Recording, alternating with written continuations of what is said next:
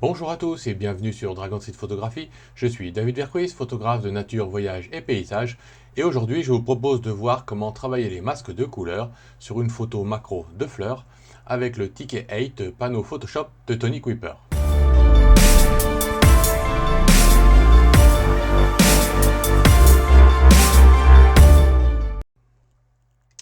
Donc nous voilà dans Photoshop. J'ai fait, comme vous pouvez le voir, un petit peu de nettoyage sur ma fleur. Donc un peu de clonage et un peu de réparation pour que ce soit un petit peu plus propre. Et ici, je vous propose de travailler un peu les couleurs. Pour ce faire, je souhaite par exemple renforcer un petit peu les couleurs de ma fleur.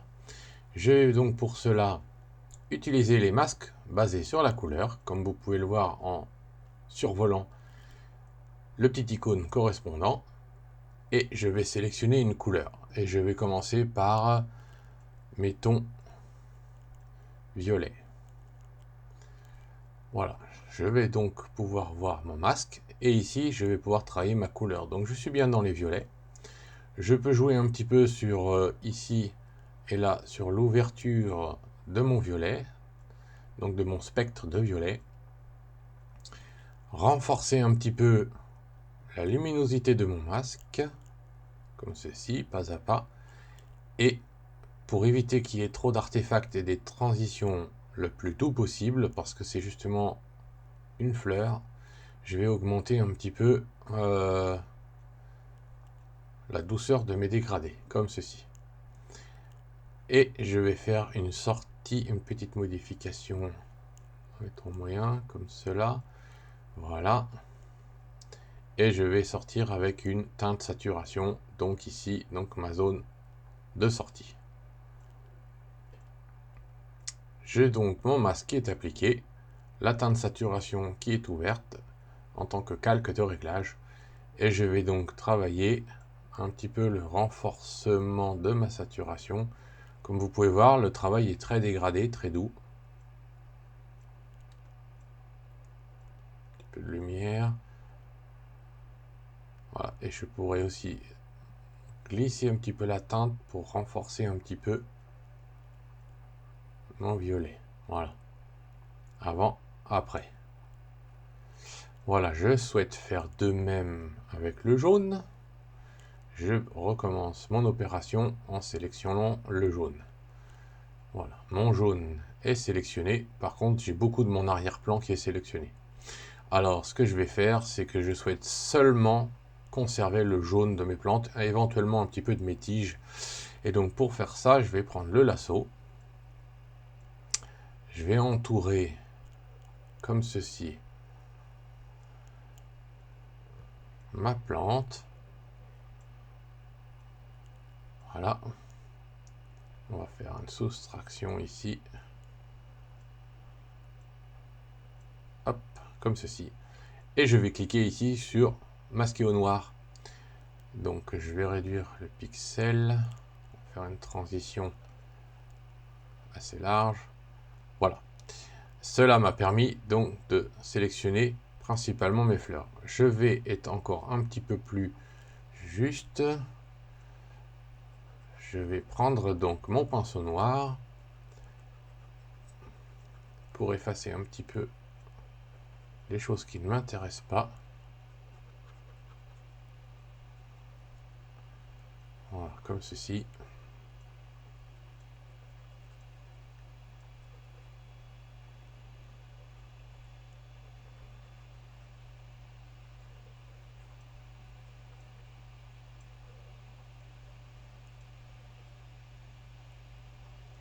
Voilà.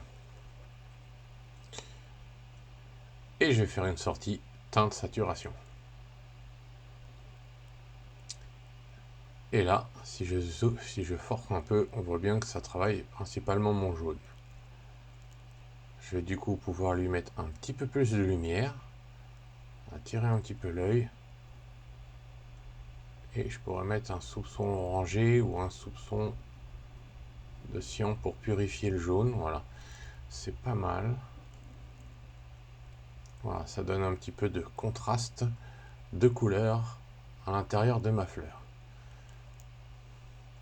Voilà, maintenant je souhaite recommencer à traiter ma couleur. Et ici, mon arrière-plan, je vais travailler le vert. On va choisir ce vert là. Voilà, je retombe exactement la même chose. Et par contre, cette fois, je vais continuer à adoucir un petit peu. Redonner un petit peu plus de lumière à l'ensemble de mon vert derrière. Par contre, je souhaite cette fois supprimer mes fleurs. Donc dans la zone modifiée, je clique le petit pinceau noir pour peindre au noir mon masque. Et je vais cacher la zone que je viens de corriger parce que il y a du vert dans le jaune. Et je ne souhaite pas sélectionner cette zone puisque je veux détacher mon arrière-plan de ma fleur. Voilà. Je vais enlever ça aussi. Et je vais faire une teinte saturation aussi. Alors par contre cette fois, je pourrais tout à fait désaturer et assombrir. Mais en fait, ce que je vais faire, je vais augmenter la lumière pour uniformiser un petit peu mes couleurs tout en désaturant.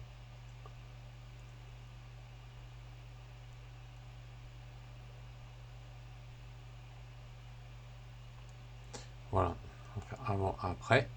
Voilà, et je vais faire, ça enlève un peu de profondeur, mais justement, je vais pouvoir en remettre en retournant cette fois dans le color grading. Et ici, je vais ajouter un calque, sélectionner les tons sombres. Et les tons sombres, je souhaite aller à l'opposé de mes couleurs qui sont plutôt chaudes. Donc je vais aller vers le cyan bleu, comme ceci. Voilà. Et je vais alterner, travailler un petit peu, voilà, la profondeur comme ceci.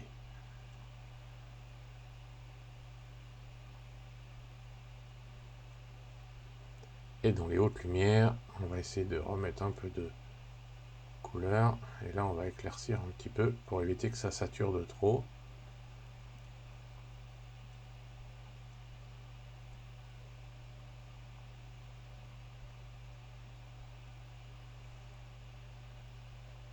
Voilà. Et avec la petite roue de bascule, je peux tester ici soit en mode de fusion couleur, soit en mode de fusion normal. Voilà. J'aime bien les deux, mais j'aime bien avoir de la profondeur. Donc je vais garder celui-ci et je vais diminuer. Alors je vais sortir de là, voilà, et je vais diminuer l'opacité un petit peu sur mon image. Voilà, avant, après. On pourrait rajouter un petit peu de vignette manuelle. On va faire ou vignettage automatique. Qu'est-ce que ça donne? Oups. Voilà.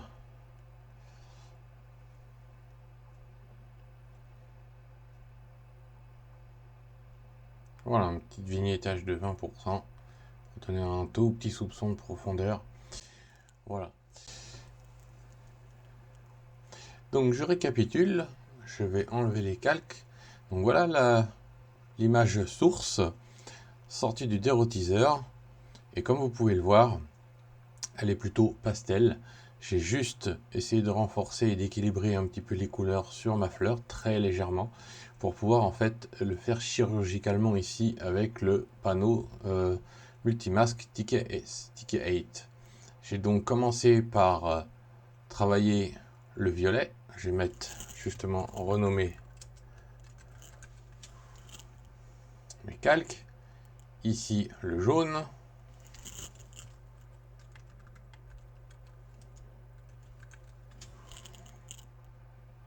Ensuite j'ai détaché un peu mon arrière-plan. Rajouter un petit peu de color grading qui me permet de créer un peu de profondeur et un soupçon de vignettage. Voilà.